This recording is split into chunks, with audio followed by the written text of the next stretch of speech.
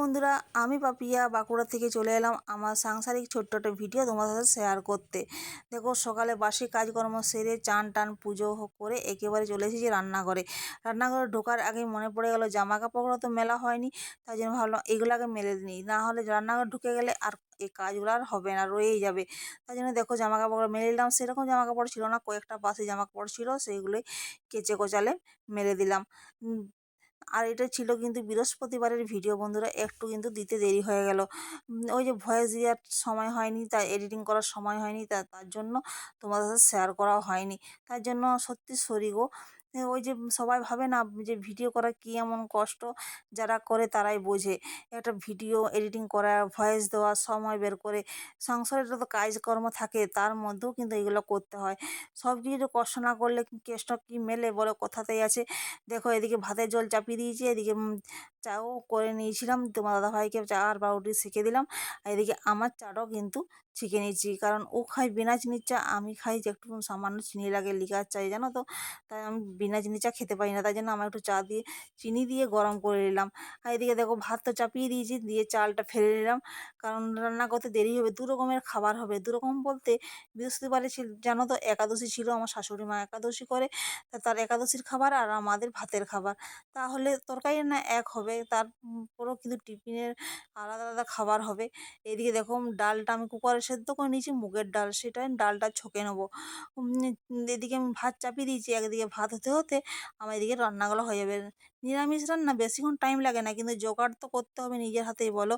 এদিকে দেখো ডালটা ছকে নিয়েছি। ডালটা কি ভুল হয়েছে বলো তো, সেদ্ধর সময় আমি আবার হলুদ দিতে ভুলে গেছিলাম গো, শুধু নুন দিয়ে সিদ্ধ করে দিলাম, দিয়ে কড়াই একটু তেল দিয়ে হলুদটা দিয়ে দিলাম।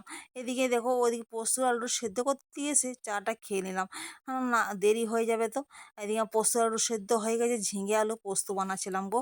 আর আমার ছেলের জন্য আলু পোস্ত, ও আবার ঝিঙে পোস্ত দিয়ে খায় না, তার জন্য আমার আলাদা আলাদা, দুটো মানুষের আলাদা আলাদা খাবার। কি করব, খাওয়াটা তো তৃপ্তির জিনিস, তাই না? যে যেটা ভালোবাসে তাকেই করে দেয়, এটাই ভালো, আমার তো মনে হয়। দেখো ঝিঙে আলু পোস্ত আমার কমপ্লিট হয়ে গেছে, তারপরে দেখো ছেলের জন্য আলু পোস্তটাও হয়ে যাবে। উম, বন্ধুরা, তোমরা কে কোথার থেকে দেখছো ভিডিওটা অবশ্যই কিন্তু কমেন্ট করে জানিও। আর আমার ভিডিওটা তোমাদের কেমন লাগে সেটাও কিন্তু জানাবে। দেখতে পাচ্ছ আমার ঝিঙে আলু পোস্ত আমার কমপ্লিট হয়ে গেছে। এরপর ছেলের জন্য আলু পোস্তটা করবো কড়াইতে, কারণ একটু আধটু পোস্ত লেগে থাকলে কোনো অসুবিধা নেই। পোস্তই তো করবো, আলু পোস্ত। আমার ছেলে আবার ঝিঙে পোস্ত খায় না। দেখো তারপরে পোস্ত চাপি দিয়ে আমি আবার বাকি কাজগুলো সেরে নেবো। বাকি কাজ বলতে ওর মধ্যে কিন্তু আমি সবজি এখনও কাটা হয়নি, সে বাকি সবজিটা কেটে নেবো। ওই যে তোমার সোয়াবিন আলু দিয়ে যে একটা সবজি করব, পটল দিয়ে, সেই পটলগুলো কাটা হয়নি, তার মধ্যে পটলগুলো কেটে নেবো। আর এদিকে দেখলাম যে খাবারের টাইম হয়ে গেছে টিফিনের, শাশুড়ি মায়ের আর ছেলের জন্য। সে চাউমিনটাও সিদ্ধ করে রেখেছিলাম, চাউমিনটাও সিদ্ধ করে তারপর চাপিয়ে দিয়েছি। কি কারণ 9টা 10-15 বাজে, তখন জলখাবার খাবার টাইম হয়ে গেছে। আর একাদশীর দিনে আমার শাশুড়ি মা জলখাবারে প্রতিদিন প্রত্যেকবার চাউমিনই খায়। তাই জন্য দেখো ছেলের জন্য আর শাশুড়ি মার জন্য, দুজনকার জন্য বানিয়েছিলাম।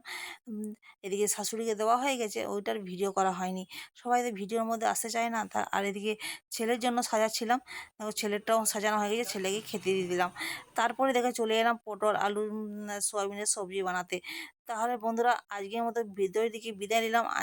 আর ভালো থেকো, সুস্থ থেকো, আর আমার রেসিপিগুলো দেখে নাও কেমন হয়েছে, অবশ্যই কমেন্ট করে জানিও। বাই।